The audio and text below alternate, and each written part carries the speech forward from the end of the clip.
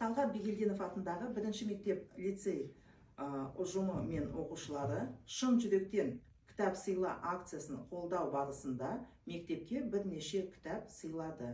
Оның ішінде мектепке сыйлайтын кітабым Абай туралы.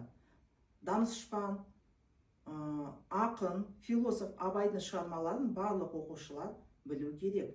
Абаймен танысқан адам әрқашанда адам болу деген қағидасын ұстанады.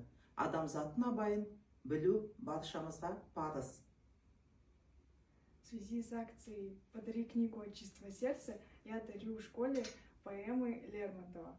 Лермонтов – это гений русской литературы, и в уроках литературы в школе представляется как очень умный и талантливый писатель. Поэтому я хочу отдать это библиотеке школе. Мектеп оқушылары мен ұстаздарды акцияны қолдауға шақырамыз. Поддержим акцию.